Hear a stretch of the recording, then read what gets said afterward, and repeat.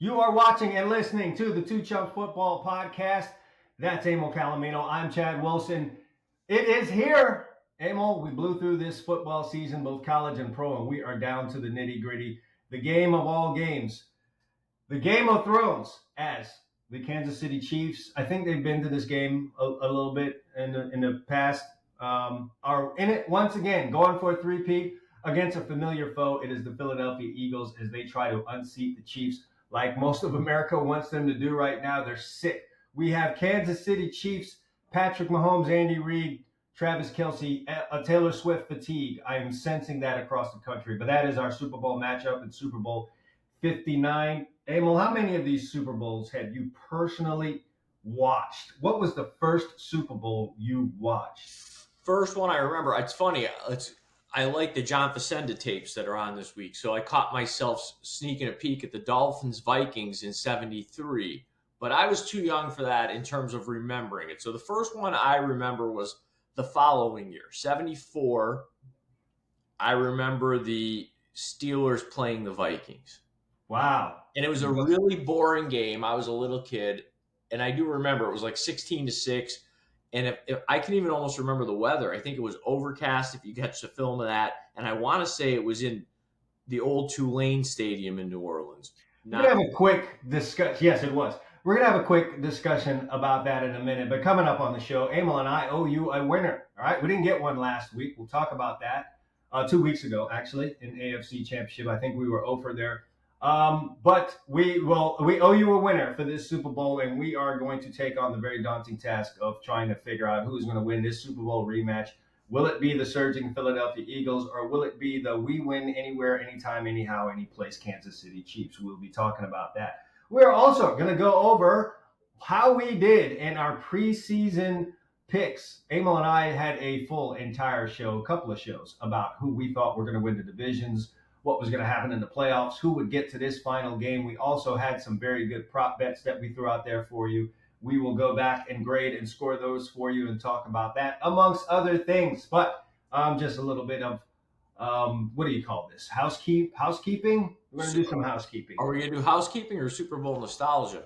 No, we're going to hit the Super Bowl nostalgia in just a minute. But if this is your first time joining us here on the Two Chumps Football Podcast, or you have not had a chance to do this already, go ahead and hit the subscribe button on however you are choosing to view or listen to this podcast. We'd greatly appreciate it. If you are listening to this and you've been doing so for a while and you enjoy our show, we'd appreciate you rating our Two Chumps Football Podcast on whatever streaming device you are listening to this to. That will really help us out there. Also, make sure you jump on our sponsor, Bovada Sportsbook. It's Super Bowl time. This is the biggest betting event of the year. And if you're looking for great props, lines, customer service, great payouts, fast payouts, Bovada Sportsbook is your book. That is the oldest and I would dare say the best sportsbook running online right now. So be sure to hit the link in the description and check out Bovada. Look, you may have an account somewhere else. You might be a FanDuel, a Hard Rock Bet, or MGM. What else do we got? DraftKings. What else don't we have is the question. Well, Emil, my man Emil here will tell you it is always in your best interest to have more than one account. You don't need just one account. You need several if you're trying to do this thing the right way. So look, even if you are a member of one of those other sports books, you got to have Bovada in your lineup. So check them out. Make sure you do that. All right, let's jump into some Super Bowl nostalgia. You said your first one that you remember was Minnesota and Pittsburgh, 1970. Well, I remember Super Bowl would that have been, by the way? That was Super Bowl 6. And that was Super Bowl 8, right? Because five was the Cowboys and Colts. Well, we could very well look this up, ladies and gentlemen. It was Super Bowl. I think it was 8 or 9. 1, 2, 3. What do we got here? Pittsburgh, Minnesota was Super Bowl 9. Yeah. And I mean, I'll tell you what's funny, what I remember, a couple things. Super Bowls, and for our younger audience, they definitely don't remember this. Super Bowls started usually mid-afternoon. What I'm saying is, I want to say 2 o'clock back then, somewhere in that time, Eastern time. And the reason I remember is I was raised Roman Catholic, and I still remember being a kid. And I don't know if it might have been that game. I was at church with my parents, and he was making a joke at 11 o'clock Mass. I got to get you out of here so you can get home and get ready for the Super Bowl. Yes. Okay, and then the following year, I became a Cowboy fan in 75, like right around 75, on the Drew Pearson catch. Oh, is that So, how you? yes, the Drew Pearson beating the Vikings. So that year, the following Super Bowl was the year the Steelers played the Cowboys the first time. Right. And that was like a mid-afternoon game. I still remember the sun setting toward the end of the game. The Cowboys miraculously had the ball and were taking shots from the Steelers' 30 or 35-yard line to win the game. So I still remember that stuff. And then when you see the highlights, it brings back memories because you're like, I kind of don't remember every play, obviously, but you remember watching the game, Sure. No, absolutely. Now, for me, my first Super Bowl that I remember, and by the way, that Super Bowl that you're speaking of, Super Bowl IX, which featured the Steelers versus the Vikings. Steelers did win the game 16-6. The Steelers did a lot of Super Bowl winning in the 70s. But that game occurred January 12th of the year 19. Yes, much earlier. Sure, 3 weeks earlier. Yes. We had a Super Bowl several years later that occurred on January 9th. The Super Bowl used to be a January event, and then it started sliding into February. It started at the first February Super Bowl was in the Superdome when the Patriots took on the well, and for the audience, you've got to contextualize. The greatest show on turf. That Super Bowl was. You've got to contextualize why, right? So expanded regular season roster. When we were kids, there was a 14-game season.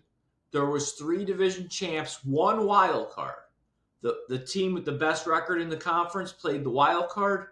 The other 2 played. So you only had those 2 sets of games that weekend, the championship games and the Super Bowl. So obviously, as we started to add wild cards and rounds, this thing got elongated.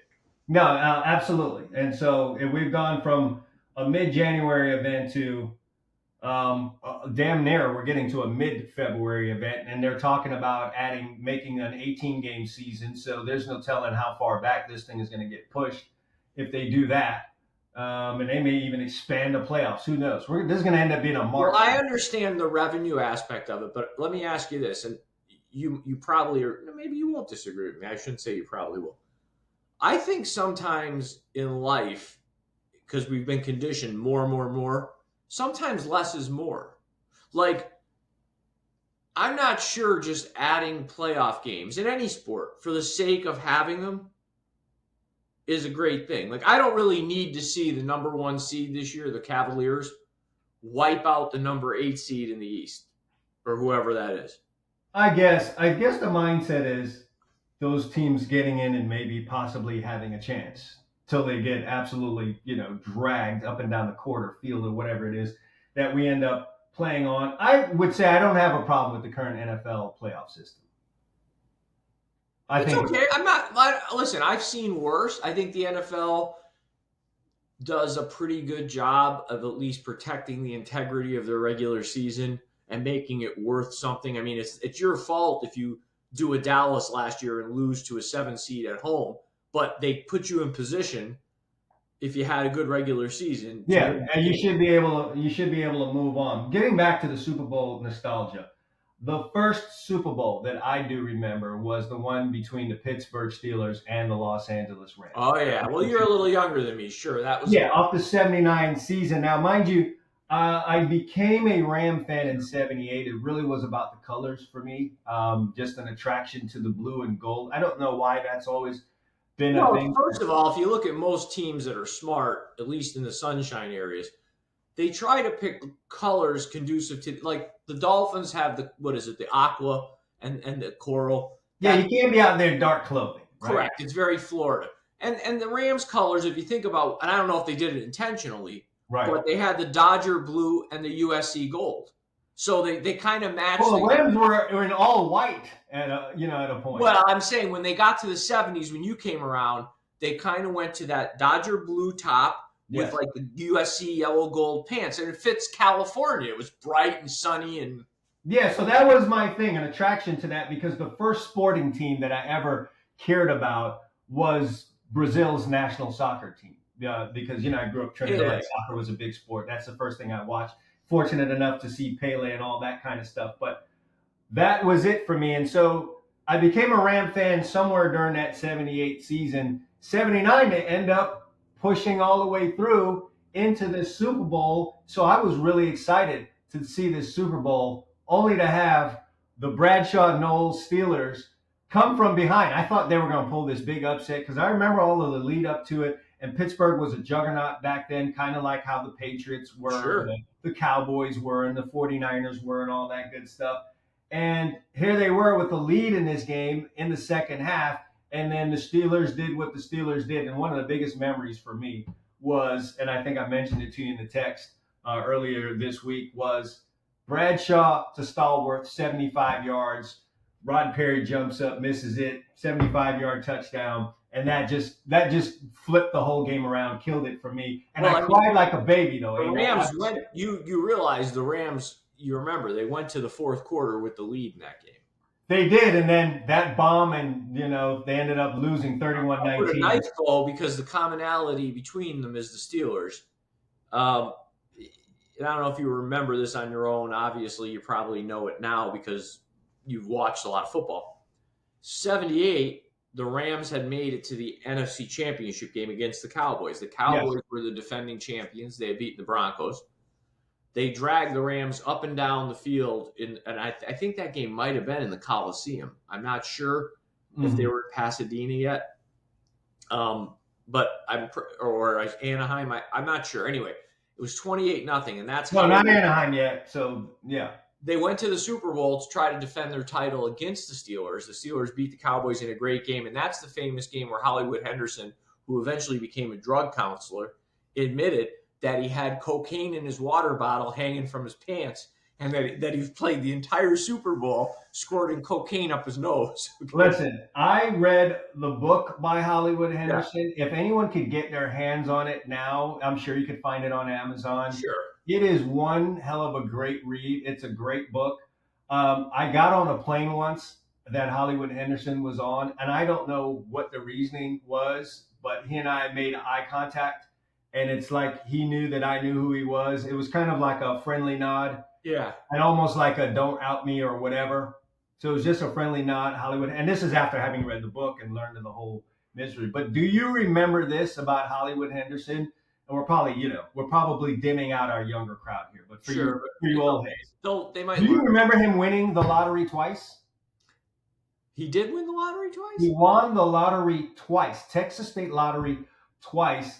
And after his playing career? After his playing career. And ever the quotable said that I am happy that I won this lottery at this point in my life, as opposed to back in my playing days. He says, because that amount of money in my hand back then would have been cocaine on a stripper's rear end or between her breasts and the whole nine, the whole fixings. But he did. I mean, I'll tell you what, we're kind of getting a little off the topic. He did a lot of good after that. I mean, he kind of straightened his life out and became a counselor from what he knew how to do life wrong, so it was only right that he prevented. Well, yeah, I mean, who's going to be better to tell you how to secure your bank than a bank robber? No, absolutely. And I'll give you two things from that book that I remember. He had a very good quote. One was, I could talk a hungry cat off of a fish truck. That was one. Mm-hmm. And two was, he was talking about a time when he was high on coke and super paranoid. And he was in a hotel room and he went to the window and he saw a cop. He saw a cop car. Walked away from the window, went back. He said he saw two cop cars. He walked away from the window, came back. It was 4. Every time he came back, it was double the amount. Now, there were no cops outside. But super paranoid on the cocaine. I'm telling you once again, I got to get the name of that book. Yeah. And that book and the book by, I believe it was Charles Thompson, who played for the Oklahoma Sooners during that time. Two of the greatest football books that I've ever read. But was Charles Thompson the one who opened fire when they hit him with a snowball, or no? No, but he was the guy that came in for Jamel Holloway. Yeah. After all that. Yeah, because there's a good story with Bosworth's book, talks about the first snow every year in Oklahoma. The first snow, they'd have a snowball fight. I think it was one of the guys who came from Miami. He said he got hit with a snowball, and his solution was went back to his room and got his gun or something like that. Look, wild times. And Emil, can you give me off the top of your head Your biggest Super Bowl moment. Yeah, because you know what? I want to say when I was a kid, but it really wasn't. I was in my early 20s. I have to admit, my biggest one was when the Cowboys destroyed the Buffalo Bills, because it was kind of like you as a Yankee fan. There had been a period where they were really good in the 80s, but they kept losing the NFC Championship. They Right. kept losing. And I grew up on the 70s Landry's Cowboys that, won Super Bowls, were always right there. And then the Danny White disappointments of the 90s. And then they had that late 90s stretch where Landry got fired and they were bad.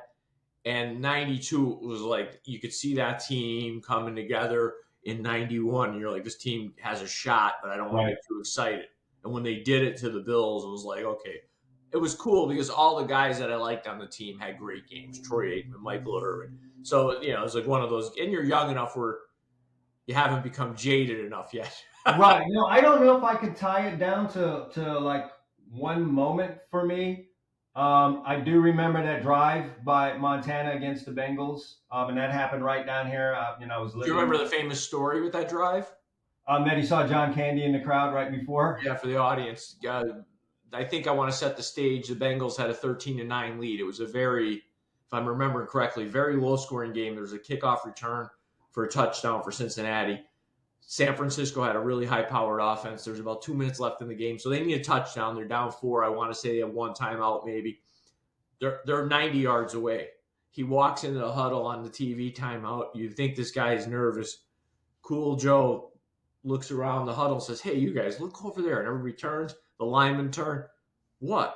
He's like, that's John Candy. Can you believe that's John Candy? And these guys are looking at each other like, this guy's got 80,000 people. He's got to go 90 yards, and he notices John Candy. Nothing. He could do this, with blindfolded. So, yeah, definitely a good moment. But I don't know. If I'm going to tie it down to one thing, man, it's probably that throw by Eli Manning to David Tyree. If I could tie it down to like one huge moment in a game, there have been so many. Well, that was a good one that you just picked, because that game for fans, just fans of the game. I mean, the Patriots that year were going for something historic. I mean, they were going for 19-0. I mean, to obliterate the 72 Dolphins record and, basically become a team for the ages, even though they probably still are finishing second because of what they did that season. Sure. But that catch was definitely the moment in that game. No, absolutely. Yeah, great. And what Eli Manning managed to do in 2 Super Bowls against them, because I'm sure you remember another great throw that he made in the other Super Bowl to Mario Manningham. Like, he came up with those moments. Like, he'd be completely ugly in the regular season of games. But then in those 2 Super Bowls and in the playoff runs, Eli Manning managed to come up with those moments, which might get him into Canton one day, much to the chagrin of some folks. Yeah, I mean, he's one of those, which is a whole offseason show. I'm torn on what to do with him. Eli Manning? Yeah, because I think there's something to be said for coming up big in those big moments. We talked about this also this week about Lynn Swann. If anyone wants to go and look up Lynn Swann's numbers in his career, you'd be shocked if you just went off of that. If you're a younger guy that never saw him play, you never felt those moments that he played in the Super Bowl, you would say, what in the hell is this guy doing in the Pro Football Hall of Fame? Never had a 1,000-yard season. Only had 2 seasons where he caught double-digit touchdowns. I think both years there were 11 touchdowns in a season. I think grand total he's under 6,000 in terms of career receiving yards. Like, Jamar Chase is going to do that in like 3-4 years. So if you look purely at numbers, you'd say he didn't belong there. But in those Super Bowls, he came up big in the biggest moments. And this game has always had reverence for that, Emil. And I think it's also very hard in any sport if you're analyzing gross numbers. And this is where I think most fans get themselves in trouble. Not that I'm the arbiter of who's wrong and who's right, but if I was the judge on a sports argument, you've really got to compare. If you want to use numbers, you've only got to compare people within the same era. It's virtually, well, it sounds obvious, but our younger audience won't realize, without having seen it yourself, you just don't realize how different the game was. Mm-hmm. Not just in the amount of passing attempts, but like we talked about, you and I were texting the other day. Just imagine how the gross numbers today would drop if they let you do to a quarterback what you could do 40 years ago. Not only that, Emil, I remember, and this is probably why he retired, Lynn Swan. I just remember his games against the Raiders. The Raiders had such a disdain for the Pittsburgh Steelers, and it seemed like almost personally for Lynn Swan that every time he went across the middle, they were trying to end him. Clotheslines, and we're talking about Jack Tatum and Atkinson, and these guys were like probably if they didn't play football, they would have did hard time. They tried to end him. He left the game almost every time against the Raiders. I'm going to tell you, when you were talking earlier about your first Super Bowl memory, the Rams, okay? That Rams team in the first round of the playoffs that year, okay, they eventually beat Tampa in the most boring NFC Championship game ever, 9-0. Yes. First round, they played the Cowboys. Now, the Cowboys were the defending NFC champs, had won the Super Bowl 2 years ago. In Dallas, I want to say the final, and I'm guessing, but you can look it up later. I think it was 21-19. It was a good game. Absolutely was. I remember it like it was yesterday. That was the end of Roger Staubach's career because he got concussed in that game. And I was 11 years old. I mean, I almost cried when he retired. I mean, I think I did. I mean, I still remember him at Texas Stadium doing the press conference. He retired the next week, I think it was. So, I mean, the game was so much different in terms of that kind of stuff. Like you said, Lynn Swan, Jack Tatum, those guys that come over the middle. And I mean, these things. Yeah, there's what you can do to the quarterbacks. There's what you can do to the receivers. And then there's the amount of pass attempts, and then the kind of passes. There were no bubble screens. There were no wide receiver screens, really. They weren't really a part of the game. You had halfback screens, but you didn't have those. You didn't have those high completion percentage type of throws. And because of what you're talking about, though, because of the risk involved in throwing the football, because I could get my quarterback killed or my wide receiver decapitated. Right. The thought process as a coach was, I got to get a big reward for that risk. So there was much more of a vertical passing game. The Raiders started that with, if we're going to throw the ball, we're going to throw it deep. Right. If we're going to throw a bubble screen, hell, I'll turn around and hand it to Tony Dorsett or Franco Harris. Yep. That was the running game was the running game. Yeah. So, I mean, the game was so much different, and it's hard for people to really – and I mean, today, if you had a Jack Tatum hit on Lynn Swan, the same style occur in a game, somebody might come out with handcuffs. Forget a flag. He's going to have something in his locker on Tuesday. He's definitely going to have that. All right, let's talk about what we did going into the season. Let's talk about the predictions that we made. Here's what we're going to do, because next week we'll do college. I'm going to just take us through division by division here. We'll talk about who we picked as the winner, and then at the end, we each gave 5 of our best future picks at the beginning of the season.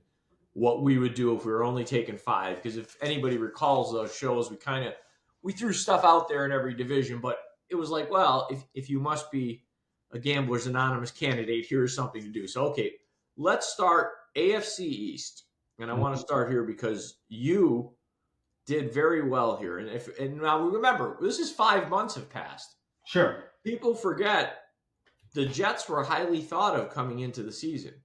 Not me, friend. No, but they were, and they skewed the odds. So you jumped on something that was just a great play. You took the Bills, and at the time got plus 195 money on the Bills to win the AFC East. And in retrospect, looking at what happens, it almost looks comical that you were able to get plus 195. Yeah, absolutely crazy. And it just seemed like a really good play to me. Well, it did more than seem like a good play. It was a great play. You had that, and I had the Dolphins to win that division. Kind of looks foolish at this point. I had no way to know. Well, I shouldn't say. I should have handicapped a little bit that Tua is a walking injury. And when he's hurt, that's not a good, right, not a good offensive football team. So you hit this one. There was really nothing else in this division that was, we came away with other than, we had our division winners. We each threw out some overs and unders. Neither one of them made the cut in terms of our best bets. So right, that's where that one went. Now we slide over, and again, this is actually, I'm going to start. I might stop the show. I'm starting to look bad here.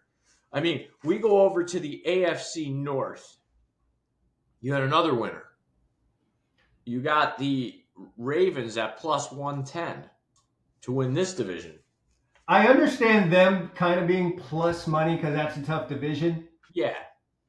And the Bengals. 110? I mean, that's pretty good. Sure.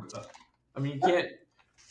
It's pretty solid there. So you had a winner there. Me, I kind of went out on a limb here, and this was one of those where at the end, I mean, who knows what this team would have done had they snuck into the playoffs because they were hot, especially offensively. I had the Bengals to win that division. Not too good. Right. AFC West is where we both got it right, and I remember doing this show with you, and we were both, well, I don't really care what the odds are, because it was bad, minus 230, but it felt like it was an investment. I remember doing the show, and I used the term investment. I said, this isn't a bet, this is just an investment. Yeah, it's hard to imagine. Until it happens, I thought maybe Harbaugh might be a threat, but with him just getting back into it, I couldn't go there. So. Well, no, you were high on. I mean, listen, for what they had to work with, they did a very good job. But the Chiefs, they were never going to lose that division. No. What did they win by 4 games, 5 games? Pretty much. Finally, the AFC South, and this is where I got you a little bit. You went out like, talk about being wrong here. You had Jacksonville plus 270. Oh, was I dead wrong? That's one of those, when you look at it, you have to laugh, because the only thing, too bad you didn't bet them to get like the first pick in the draft. At least you would have been close. I took chalk in this one because I didn't overthink this division, and you were right in that you told me, hey, Houston's going to fall off some. Yeah, you said Houston's not going to be as good this year, and that was good on your part, but I kind of looked at this division and said, yuck. I mean, I looked Jacksonville, Tennessee, they were all a mess, even the Colts. I mean, they don't even know. And that's how it ended up being. Yeah, it was a mess. So I had Houston. So, if you really look at this, 4 divisions, we each had 2 winners. So nobody got hurt here taking our picks on that one. Then we slide over. I think I had 3 winners there. Who? You had? Bills, Ravens, Chiefs. Oh, excuse me. You were 3 and I had 2 winners. I'm sorry. If my memory serves, I didn't do as well in the other. Well, I'm looking here. I'm pulling up our stats here. The NFC East. That's where this one gets a little funny. I did the simple thing. Nobody's repeated in the NFC East in 20-some years. And I looked at the Cowboys and I said, this is like a tossed salad in Dallas. I mean, there's just a bunch of crap going on. No, you were right about your team, no doubt. And I said, give me the Eagles, just because I looked at the rest of the division. I didn't know Jaden Daniels was going to be that good. I thought he'd be good, but we did say we thought he would be perhaps the best of the rookie quarterbacks. 100%. But I had Washington at 8 and 9 on the season. Okay, so I felt like, looking at that division, who's even going to compete with the Eagles? Now I was woefully wrong on that division. I kind of feel like you wanted to make me feel good. No, man. I have a formula for these things, and it said Dallas. The formula was wrong. Yeah, but I almost felt like you were trying to placate me because you didn't want me to go into the whole season depressed. Because I was just like, I don't know why he's picking the Eagles. I remember when the Cowboys when you made the pick. So, okay, let's slide over NFC North. Now, this gets a little interesting. You tried to get cute. I said Green Bay. You said Green Bay because you like the plus 225 money on that. I mean, tough division. Well, I mean, to be fair, and this, we'll talk about this later when we get to our best bets. One of my best bets for the year was under on the Vikings, so I was dead wrong. Nobody saw the Vikings with Sam Darnold winning 14 games. No, not at all. Not at all. And I think your Green Bay pick, let's be honest, their in-season losses, they lost every close game. They were the opposite of the Chiefs. If there was a close game, the Packers were usually on the wrong side of it. Yeah, they found ways to lose these close games. Yeah, and then I mean, this was easy for me because I looked and just went chalk. I said, I looked at what the Lions were building, and I just felt like they had another gear. Now, next year we'll have to revisit that because I'm not sure if you can do what they did the last 2 years and not come away with something if you can keep it going. There is mountain climbing fatigue, so it could be an issue. We'll see. Then we go to the South. Let's get my South sheet here. I think I was wrong there too. Oh, I definitely was wrong. Oh yeah. Well, I mean, listen. This one, I'm proud of myself. Okay, this was my big underdog in the division. We both had some good money here because nobody really knew go back to the way the season started. I think we just both knew Atlanta wasn't going to be the one. Right, and we all knew the Panthers were the bottom of the division. So then It came down to which one do you like more? Who do you believe in more? The Saints or Bucks? Now, as it turns out, Atlanta was a lot closer to the top of that division than the Saints. Yes. But you grabbed the 340, and I said, you know what? I'm starting to believe in this Baker Mayfield stuff. I mean, he's rediscovered himself. He's become the guy he was at Oklahoma. So I took Tampa plus 300. That was a nice winner. Nice winner. And then my creme de la creme. Yeah, I went over in the NFC. Yeah, I mean, the NFC, I picked the whole NFC right. Yep. This was your best pick, I think, though. Early in the year, if the audience remembers, and I have a theory on this, right? You only get, and this is why you have to capitalize in the NFL. Your roster has to be right. Your coaching staff has to be right. And you need a little luck. I mean, everybody's going to get injuries. But who gets injured and how many people get injured in different units really can impact the season, right? So, you get decimated in your cornerback or, your DB room. You get decimated on your offensive line. If you have all your injuries hitting a spot or your quarterback, your season's done. So I looked at the 49ers and I said to you, listen, if I could just say who has the best roster in the division, it's the 49ers. But I said to you, listen, they had 3 good years in a row pretty much where their injuries were 2 games, 1 game, not where guys were out a whole year. And I said they're not going to be able to keep that luck up. It's just not the way the NFL works. Sure. And that was really a theory I had too, by the way, with Dallas. Dallas had 2 or 3 strong years in a row where they weren't completely decimated in one area with injuries. And that hit them too. So I went with the Rams. And everybody knows I got a man crush on Sean McVay as a coach. I think he's top 3-4 in the league. And no, I'm with you there, man. A very impressive job once again by him. And this may sound crazy to some folks. He's underrated as a coach because you don't often hear him. You hear people say he's a good coach. Don't throw his name up there at the top, man. But here's a guy that his team had no business being where they were this year, into the playoffs like that. He's been to 2 Super Bowls and won 1. We just don't talk about him enough. And you know what? He's never, and I'm going to, before you beat me up on this, anybody, he's never really had a franchise quarterback. And let me explain what I mean by that. He got to the Rams to resurrect them. They signed and traded for a whole bunch of guys, and he had Jared Goff. Goff is in that second tier, depending on who's around him. He's in that Dak Prescott group, Brock Purdy, where it's going to depend on what the other guys do. So he had Goff, and Goff showed us this year in that playoff game, that's pretty much who he is.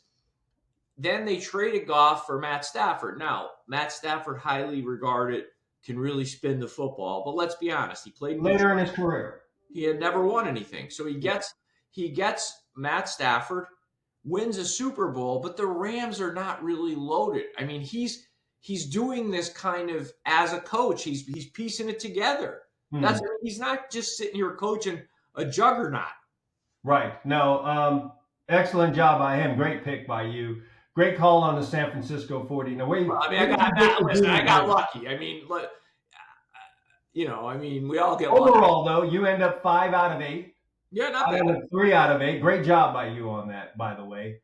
Thank God I had a good regular season in terms of picking because I didn't start this thing off right. No, I mean, I'm hoping they use my division winners because whatever money they lost on my college football picks, they certainly covered themselves on these big, 3-1, 3.5-1. You did pretty good on that. Absolutely. So then, just to review for the audience, what Chad and I did then, we sat there and said, okay, listen, we threw out all division winners. We made some picks within the division, but then we said, let's hone it down to 5 future bets outside, of all these, if I was just going to the window, who are my 5? Because, let's be honest, you have money tied up all season if you're doing this legally. So, Right. So Chad came up, his first one was the Bills plus 195. Nice pick. So if you're scoring this at home, right, let's use it. Damn near 2 units right there. Right. So the next one, Cowboys, he said plus 175, loser. So that's minus 100. He's plus 195. He's still up $95. Saints plus 340, loser. He's down $5. Chiefs minus 230, winner. He's up $95. And then finally, he's going to take a loser at plus 108. He took the 49ers over 11. So basically, if you took all Chad's plays, just the 5 best ones, you lost yourself $100. You had fun all season on those. That if you're doing that. Me, I took the Chiefs minus 230 is one of mine, plus $100. Over. Well, hold on. Let me get a little scoring here. How do you score this? If I lost those 3 and they were all plus money, that's 300. Yep, and you won. I won 2 others. That's 295. No. Yes, I'm sorry. You're right. You lost $5. I lost you a big $5 going into that. And I'm the one who's good at math. Okay. So he only lost you $5. You were dead even. I had the Chiefs minus 230 and over 8.5 on the Rams. So that's a couple hundred. I had minus 154 on the under on the Vikings. So that hurt me there. I had the Bengals at plus money as a loser. That hurt me. That didn't hurt me, and then I had over 10.5 on the Ravens minus 122. So at the end of the day, I was up like $45 if you played 100 on everyone. So if you played all these, you had fun all year and you got some plus money for yourself. Yeah, there you go. All right. What are we doing? Well, let's talk about what happened last week because we must. Yeah, last week we were disasters in that playoff game. And let's just call it what is, the Redskins were never really, I never felt like I could cover that game once it got past the first quarter. No, you just saw some different things early on with them. You could call it fatigue. I really didn't factor into this being that 4th road playoff game. Not playoff. They finished their regular season. No, 3rd road playoff game. Yeah. 3rd road playoff game, which is tough because those are 3 straight road games against playoff type teams playing at their best. So, I didn't really factor that into it. Probably should have. And it was apparent pretty early on that they weren't up for it. I did put maybe too much into the fact that they were able to split that season series. But, man, after that first toss to Saquon Barkley, I just got that. I went in with some bad feelings, and it was confirmed on that first toss play to Saquon. You know what hurt me in that game? And this is the old saying you got to remember. Sometimes in football, right, it's not the X's and O's. It's the Jeffs and Joes, or however you want to say it. And I kind of put too much weight on Dan Quinn. I figured, okay, you played these guys twice. You split with them. Both times they ran the ball. Damn, you're Dan Quinn. There has to be a scheme you come up with to make them beat you in the air. Right. And then you start watching the game and you realize, listen, it doesn't matter what scheme he comes up with. His guys are getting beat up at the point of attack. Yeah, no doubt about it. And then when you really go back and look, and people talked about it, it's not unknown. The Commanders just didn't have a Super Bowl roster. They just didn't. They've got a great quarterback, a pretty good running back, what you could call a number 1 receiver. I don't want to get ahead of myself. I think they're a team you have to look at next year, kind of like the Texans a little bit this year. I think they may take some regression next year. No doubt, because people will have a book on the quarterback. So there'll be some growing pains there, much like people had a book on C.J. Stroud. Historically, Cliff Kingsbury doesn't, it's once you get a beat on what he's got going on, he can get kind of predictable. Hopefully with this new coaching opportunity, it's a chance for him to get out of some of that. But historically, once you catch up to him, you got him. It's tough to deal with him when he's new, but historically, that's what it's been. It's been a really fast rise and then a fall. And you know what I like to do, and it's the end of the season, so we don't have to worry about this right now. But I like to look at teams that go into an off season that have talent that the media and fans completely crap on. Right. Because usually those teams, Like next year would be a year, and depending on how the offseason goes, I'd probably be higher on my Cowboys, believe it or not, even though I'm not a huge fan of anything they've done process-wise. Right. Just because I know what they got on their roster, it's not as bad as fans think. It's actually pretty good. Yeah. So, and people will crap on them. So I think this is a team that's probably going to regress a little bit just because of the things you mentioned. I think, Absolutely. And then, our AFC championship game, Emil, it was the same old story. I really felt bad for Josh Allen watching him stare out into the distance at the end of that game as he was sitting on the bench. You could read his mind like, how in the hell is this happening once again? Will I ever beat this team? And if you're a Buffalo Bills fan and you're, somewhere around our age or maybe a little bit younger, you've got to be asking yourself, what did we do to have this happen to us as a franchise? But I also think we have to be fair here with expectations. Because the Bills have had such a great run the last 3 or 4 or 5 years, I think the expectations after the season started changed. Like, beginning of the season, the reason you got plus 195 on the Bills to win the division is there was the thought that, Diggs was gone. How are they going to, compensate for that? They lost a ton of guys in free agency. And I'll be honest, that defense, as the season went on, it was between the injuries and just the way they were built, it was smoke and mirrors trying to stop a running game because they're light. They're not big by NFL standards. Yeah, I mean, in hindsight now, you do have to put a little bit more weight on what happened in Detroit, a little more weight on what happened against the Ravens. And the Rams. How about the Rams? And a little bit more there. That at the end of the day, if you're playing defense like that, it's going to be hard to beat a team like the Chiefs. Well, let's talk about the elephant in the room, though. I mean, come on. How about, that when it was 22-21, now granted, that's a risky play. I mean, this is where the NFL, I know what the geeks tell people. Mm-hmm. I got it, okay? If, it's half a yard and you're going to get it 81 or whatever it is, 82% of the time. Here's the problem, though. When you don't get it, right, in a big game like that, you give a great team a short field instead of punting them deep and playing defense and making them drive 80 or 90 yards. There's something to be said for that. All that said, I still think you got the first down. I do. I'm more upset at the play choice than going at that point because you just don't want to keep putting the ball in the hands of Patrick Mahomes and the Kansas City Chiefs. So I get going. I don't understand. Well, maybe I do because I've got this big quarterback, so it just seems easy. I'll do the tush-push thing. He's a big guy. Did you see who was pushing the tush? I get it. They don't execute it like right. They don't. You need a big man back there. You go get one of these big guys that weighs 300 pounds, and he takes your 250-pound guy and throws him forward. The other thing for me is you've got James Cook back there. Like, get him involved in one or two of those 4th down and 1 plays. Not only does he have a chance to get it, he might break that thing loose for a whole touchdown. And the other point, Emil, and you'll, probably agree with me on this, is chasing those points before the 4th quarter. Going for the 2 points. Man, just kick the extra point. Keep getting points. I've been a proponent, and I know Troy Aikman is a big proponent. Him and I do think alike on this.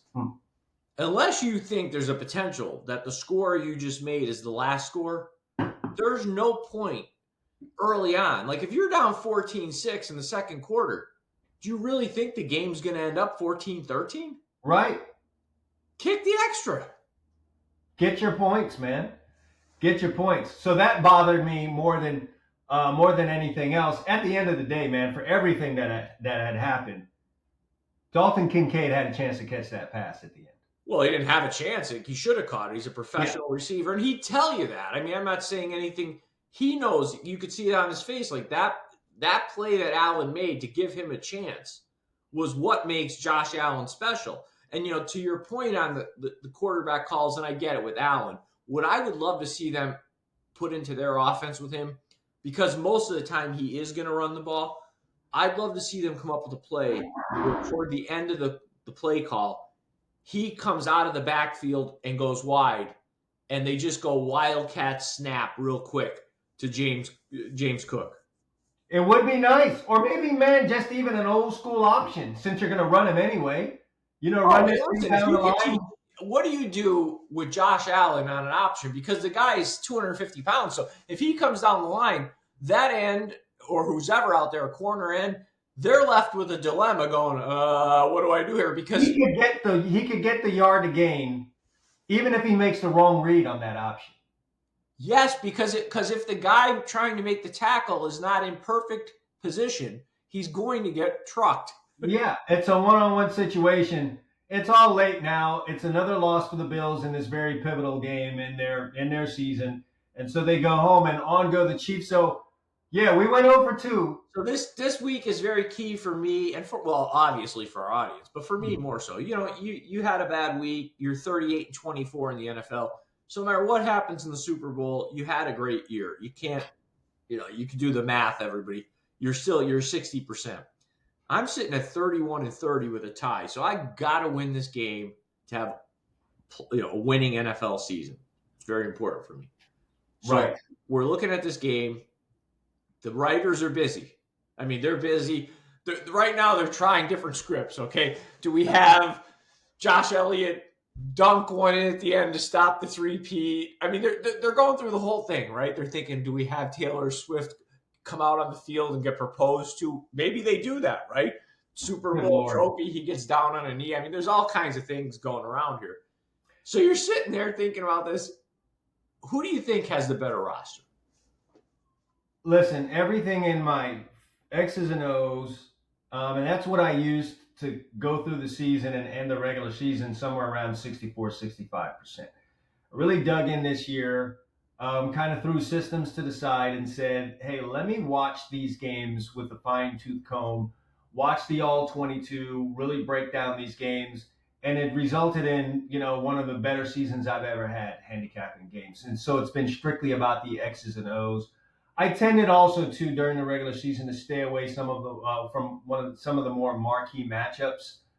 But there's no getting away from those in the playoffs. And hence, from a strict X's and O's standpoint, I've not been as good in the playoffs. So I don't want to say the league is scripted. No. I would to use a Bill Burr term, maybe it's massage. It's massage.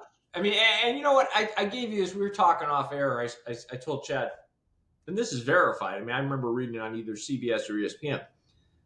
3-4 years ago, the league made a concerted effort in the summertime to tell their officials that we don't really want holding calls unless you think it directly impacts the play. And that's always interesting to me when people say that, because we're dealing with some super freaky athletes here. So if I'm running a slow developing toss sweep to the left and you hold my opposite side defensive end, well, you can make the argument, well, play was going in the other direction, except if that end is Micah Parsons, he runs a 4.40.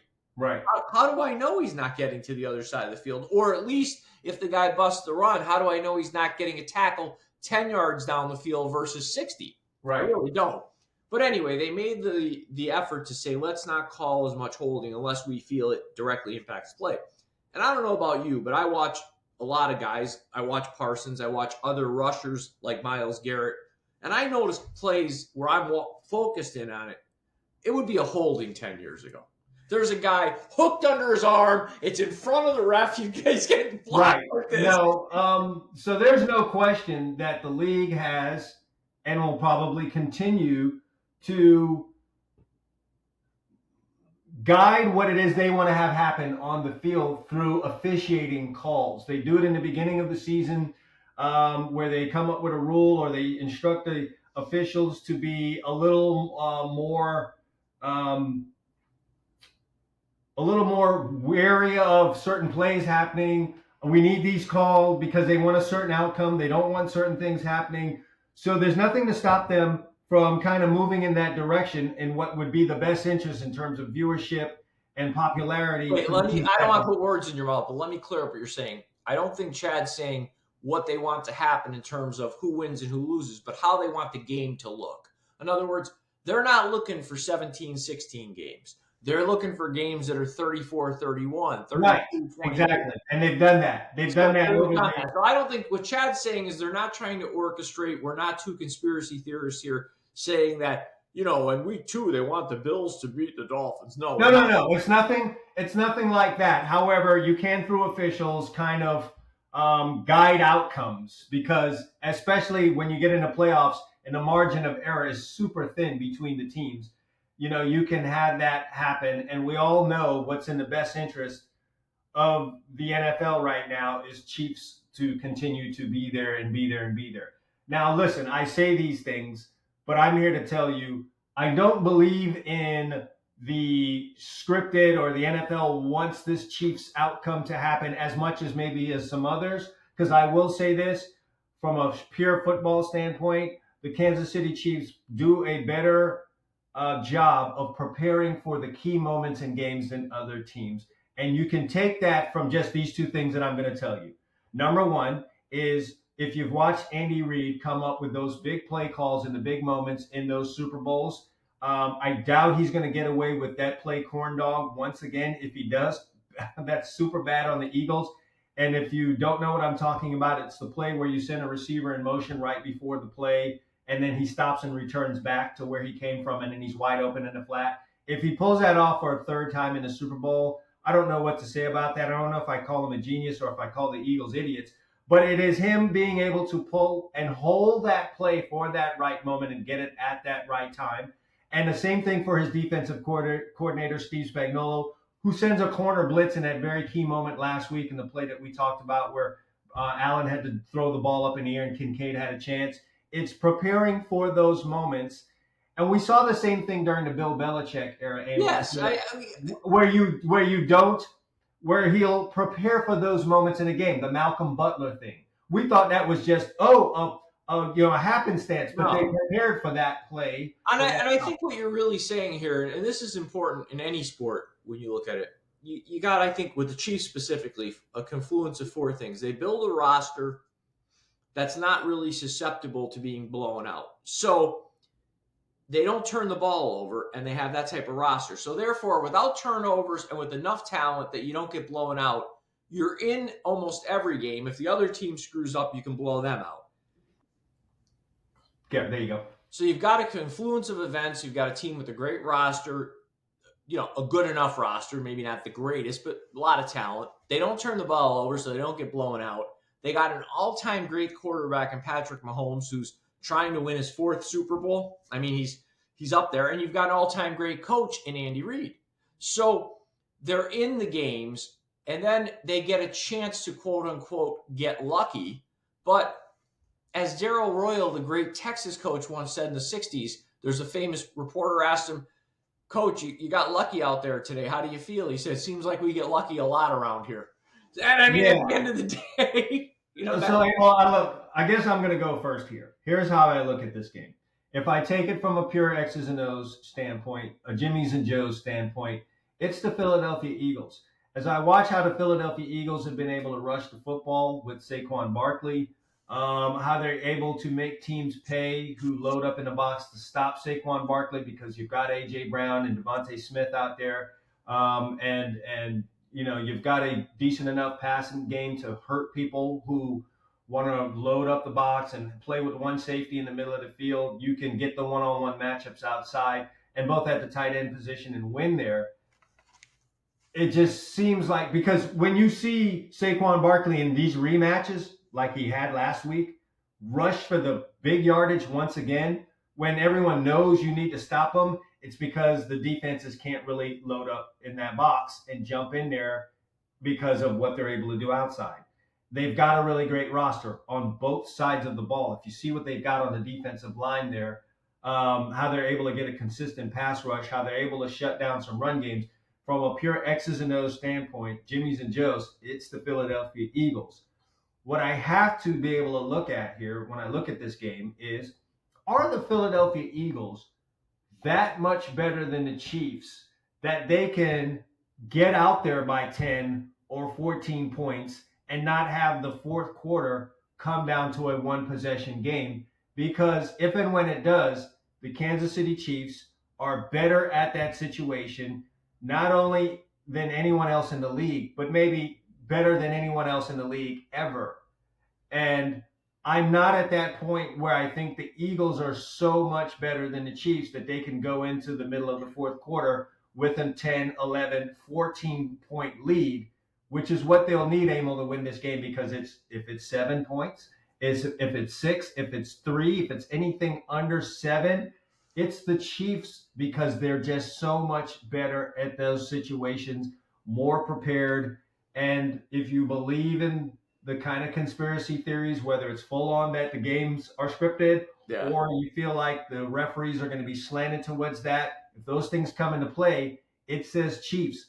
So I don't think the Eagles are that much better than the Chiefs to get into a one possession game at the end and win. So for that reason, I think it is going to come down to that. Once again, sorry, folks in America that hate the Chiefs. It's going to come down to a last minute situation. And at this point, Kansas City has so much belief of their abilities and their just however you go about it, just that they will win in those situations. There's so much belief there that it happens. There's so much belief from their endpoint that it's going to happen. There's so much belief from the opponent that they're going to win in that situation that it just becomes a self-fulfilling prophecy. And that's just how I see this, Emil. The line is such. It's 1.5. So basically, you're picking a winner. Who the winner is. Yeah. I just don't know that the Eagles can beat the Chiefs. The last thing I'm going to say here is we have had 4 situations, I think, previously, where within a 5-year period, a team that lost the Super Bowl to another team is once again playing them in the Super Bowl. And in all 4 situations, Emil, the team that lost the first time lost the second time. It's your Cowboys against the Steelers in the 70s. They weren't able to get that done. The next situation after that is, I believe, your Buffalo Bills trying to beat the Dallas Cowboys in back-to-back Super Bowls. They weren't able to accomplish that. We have a situation where the mighty New England Patriots facing the New York Giants, trying to beat them within a 5-year period. And twice the Giants knocked off the Patriots.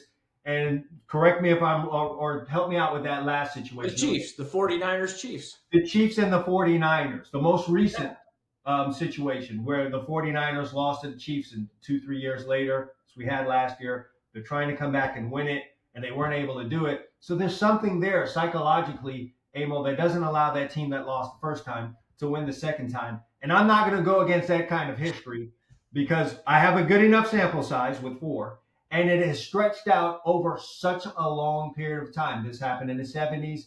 Yep. It happened in the 90s. It happened in the 10s. It's happened in the 20s. I'm not going to go against that. So with all that said, folks, I am going to back the Kansas City Chiefs in this game because I just don't. I'm going to piggyback off you, and I'll just give you a couple thoughts before we head out. I like the Chiefs as well.